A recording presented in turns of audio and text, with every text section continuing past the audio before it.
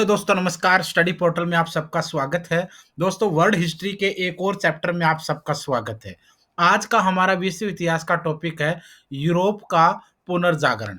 इससे पहले जर्मनी का एकीकरण और इटली का एकीकरण, ये दोनों चैप्टर हम लोग डिस्कस कर चुके हैं।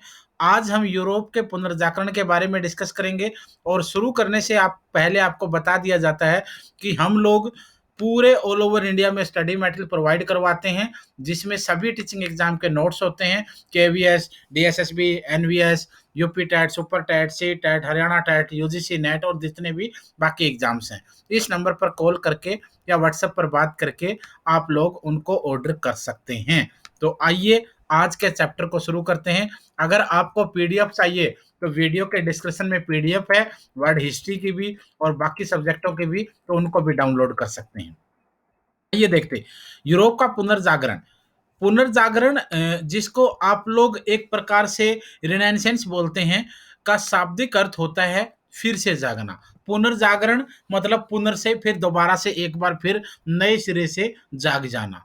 14वीं और 16वीं सदी के बीच यूरोप में जो सांस्कृतिक प्रगति हुई उसे पुनर्जागरण कहा जाता है। अगर ये क्वेश्चन पूछा जाए कि यूरोप के पुनर्जागरण का कार्यकाल बताएं, जो 14वीं और 16वीं सदी के बीच के समय को, यानी 14, 15 एंड 16, 14वीं, 15वीं और 16वीं, ये वो सदियां हैं जब यूरोप के पुनर्जागरण का काल माना जाता है।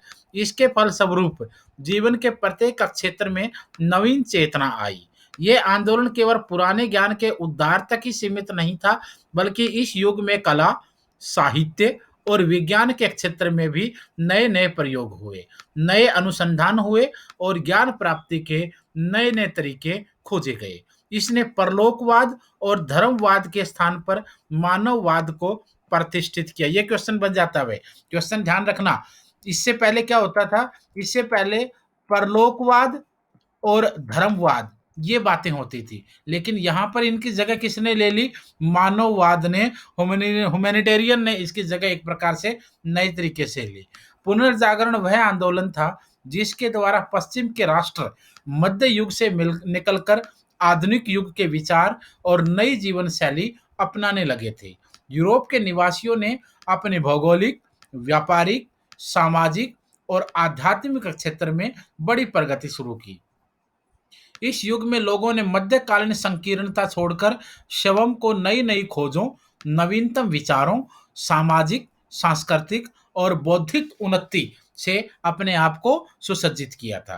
प्रत्येक क्षेत्र में सर्वथा नवीन दृष्टिकोण, आदर्श और आशा का नया संचार हुआ। साहित्य हो, कला हो, दर्शन का क्षेत्र हो, विज्ञान यानी साइंस हो, वाणिज्य या व्यवसाय हो, समाज और राजनीति हो, इनके ऊपर धर्म का प्रभाव अब समाप्त हो गया था। आप लोगों को ध्यान होगा कि इससे पहले हर चीज के ऊपर, चाहे इंसान की सोच हो, चाहे लिटरेचर हो, चाहे आर्ट की चीजें हो, चाहे साइकोलॉजी हो, चाहे फिलोसफी हो, चाहे साइंस हो, चाहे कॉमर्स हो, चाहे बिजनेस हो, सोसाइटी हो या फिर पॉलिटिक्स हो, हर जगह धर्म का प्रभाव होता था। लेकिन यहाँ इन सारी चीजों के ऊपर से धर्म का प्रभाव हटने लगा और नए नए विचार और नवीन दृष्टिकोण अपनाने की तरफ यूरोप बढ़ने लगा। इस प्रकार पुनर्जागरण इस बौद्धिक आंदोलन का नाम है जिसने रोम और यूनान की प्राचीन सभ्यता संस्कृति का पुनरुद्धार कर एक नई चेतना को जन्म दिया। यूरोप में पुनर्जागरण के कारक कारण की अगर बात करें, काजीज ऑफ रिनेसेंस ऑफ यूरोप, व्यापार नंबर 1 पे आएगा। व्यापार तथा नगरों का विकास। पुनर्जागरण का सबसे महत्वपूर्ण कारण है वाणिज्य और व्यापार का विकास। नए नए देशों के साथ लोगों का व्यापारिक संबंध कायम हुआ और उन्हें वहां की सभ्यता, संस्कृति को जानने का अवसर मिला। व्यापार के विकास ने नए एक नए व्यापारी वर्ग को जन्म दिया। व्यापारी वर्ग का कटु आलोचक व्यापारी वर्ग जो है वो का कटु आलोचक को कट्टर विरोधी था। किस चीज का? या धर्म, जाति और जिन चीजों के ऊपर जो पुराने रूढ़िवादी विचार थे, उनके ये लोग एक प्रकार से कट्टर आलोचक हुए। व्यापारी वर्ग ने चिंतकों, विचारकों, साहित्यकारों और वैज्ञानिकों को प्रश्रय दिया, यानी प्रथम स्थान और क्रेडिट देना शुरू करा। इस प्रकार व्यापारी वर्ग की छत्रछाया में ज्ञान विज्ञान की प्रगति हुई। व्यापार के विकास में नए नए शहर बसे। इन शहरों में व्यापार के सिलसिले में अनेक देशों के व्यापारी आते थे, उनके बीच विचारों का आदान-प्रदान होता था और वस्तुओं का भी क्रय-विक्रय होता था। विचारों के आदान-प्रदान से जनसाधारण का बौद्धिक विकास हुआ, यानी एक प्रकार से इंटेलेक्चुअल डेवलपमेंट की तरफ हम लोग बढ़ने लगे। तो दोस्तों, एक तो पहला जो पॉइंट है ना कि व्यापार तथा नगरों का विकास, ये यूरोप के पुनर्जागरण का एक महत्वपूर्ण बिंदु रहा है। क्योंकि जब जब लोगों को बाजार के अंदर लोग मिलने लगे, सामानों का क्रय विक्रय होने लगा, विचारों का आदान प्रदान होने लगा, नए नए नगर बसने लगे, नए नए बाजार बसने लगे, तो एक प्रकार से डेवलपमेंट की तरफ बढ़े। जो रूढ़िवादिता थी उससे छूट के और एक प्रकार से नए दौर की तरफ शुरुआत हुई। दूसरा है पूर्व से संपर्क। जिस समय यूरोप के निवासी बौद्धिक दृष्टि से पिछड़े हुए थे, अरब वाले एक नई सभ्यता संस्कृति को जन्म दे चुके थे। अरबों का साम्राज्य स्पेन तथा उत्तरी अफ्रीका तक फैला हुआ था। वे अपने अपने साम्राज्य विस्तार के साथ साथ ज्ञान विज्ञान को भी फैला रहे थे।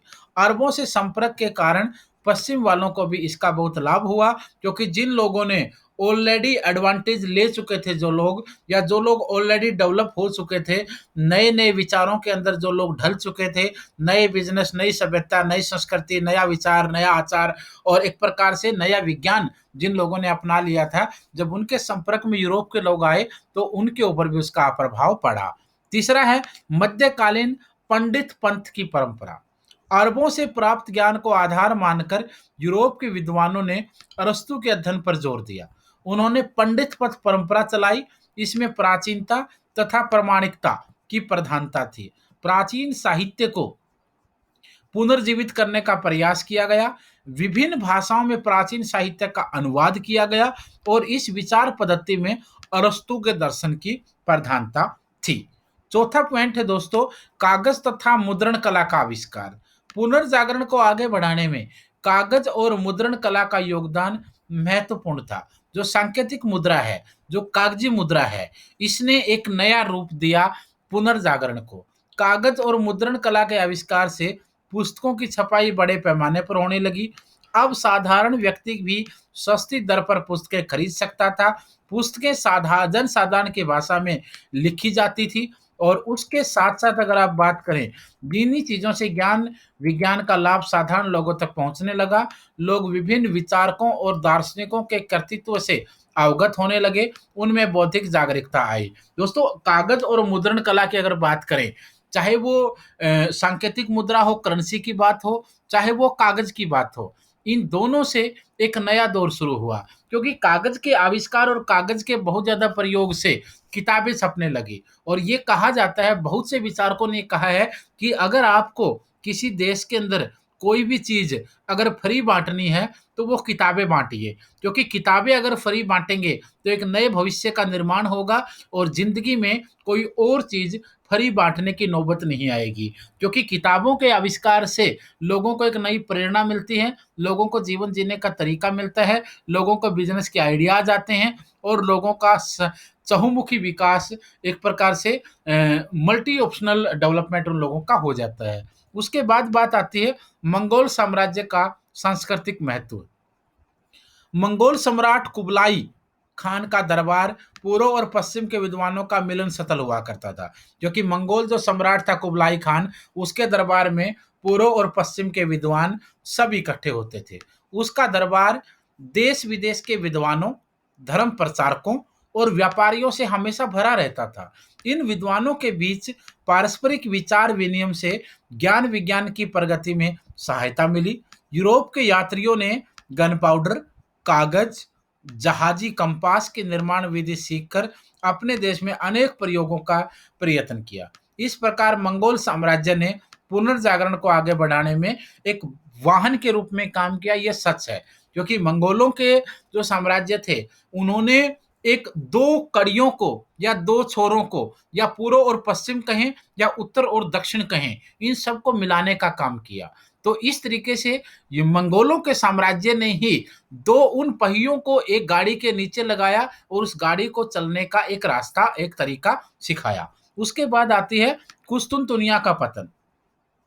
1453 ईस्वी में उस्मानी तुर्कों ने कुस्तुनतुनिया पर अधिकार कर लिया।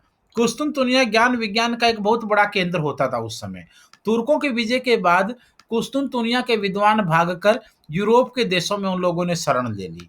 उन्होंने लोगों का ध्यान प्राचीन साहित्य और ज्ञान की ओर आकृष्ट किया। इससे लोगों में प्राचीन ज्ञान के प्रति श्रद्धा के साथ साथ नवीन जिज्ञासा भी उत्पन्न हुई। यही जिज्ञासा पुनर्जागरण की आत्मा मानी गई। कुस्तुनतुनिया के पतन का एक और महत्वपूर्ण प्रभाव हुआ।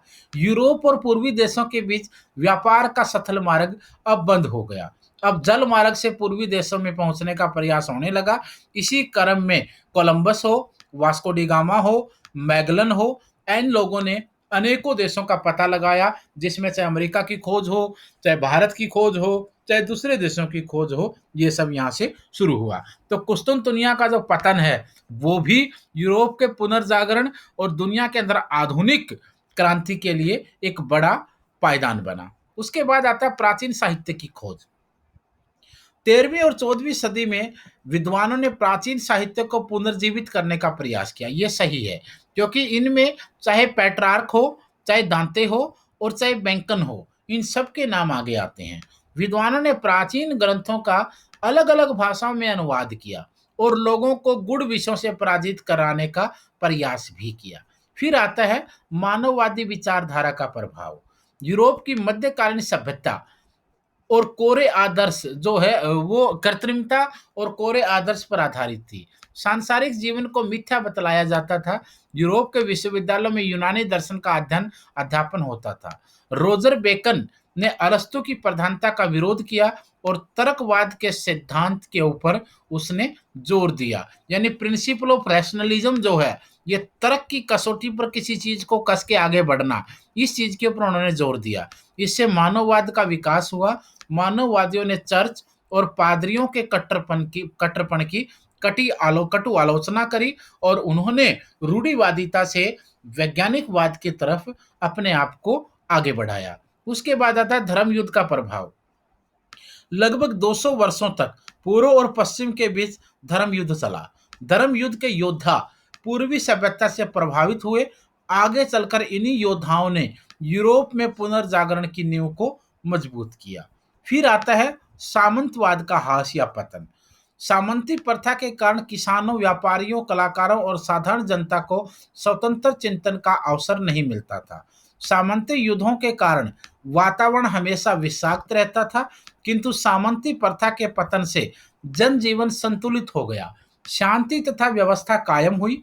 शांतिपूर्ण वातावरण में लोग साहित्य, कला और व्यापार की प्रगति की ओर ध्यान देने लगे। शांतिपूर्ण वातावरण में लोग साहित्य, कला और व्यापार की प्रगति की तरफ जब ध्यान देने लगे तो सामंतवाद का ह्रास और पतन हुआ और राष्ट्रीय राज्यों का विकास यहाँ पर हुआ। लोगों में राष्ट्रीय भावना पैदा हुई और जब किसी भी देश के लोगों के अंदर या किसी भी क्षेत्र के लोगों के अंदर जब नेशनलिज्म, पैट्रियोटिक, राष्ट्रवाद, देशभक्ति या फिर क्षेत्रवाद की भावना पैदा होती है तो कहीं ना कहीं एक नए युग की शुरुआत वहां मानी जाती है। तो ये था दोस्तों यूरोप का पुनर्जागरण, क्योंकि वो सारे टॉपिक मैं आपको करवाऊंगा जो वर्ल्ड हिस्ट्री के हैं, क्योंकि इंडियन हिस्ट्री में ancient history, modern history, medieval history तीनों मैं करवा चुका हूं। सबके क्रैश कोर्स आ चुके हैं। वीडियो के डिस्क्रिप्शन में सारे आप ले सकते हो। अब हम वर्ल्ड हिस्ट्री कर रहे हैं। जर्मनी का एकीकरण, इटली का एकीकरण कर चुका हूं। ये आपका यूरोप का पुनर्जागरण था। उसके बाद औद्योगिक क्रांति हो या बाकी सारे टॉपिक हो, उनको भी हम डिस्कस करेंगे। तो जितने भी एग्जाम आपके होते हैं, चाहे वो KVS, NVS, DSSB, UP TET, super TET, Haryana TET, UGC NET, जितने भी एग्जाम हैं, सबके नोट्स आप इस नंबर पर कॉल करके या व्हाट्सएप पर बात करके मंगवा सकते हैं। अब आपको कहीं भी बड़े शहर में जाने की जरूरत नहीं है। मटेरियल आपके घर पर आएगा। जिस टॉपिक में आपको प्रॉब्लम है उसकी वीडियो बनाकर अपलोड कर देंगे। टेस्ट पेपर हम लोग हर रोज करते हैं शाम को 9:30 बजे। अब बताइए और क्या आप लोगों को सिलेक्शन के लिए यही चीजें तो चाहिए होती हैं। तो आज के लिए इतना ही। कल फिर मिलेंगे। चैनल को सब्सक्राइब करें, बेल आइकन को प्रेस करें और दोस्तों के साथ वीडियो को शेयर करें। धन्यवाद।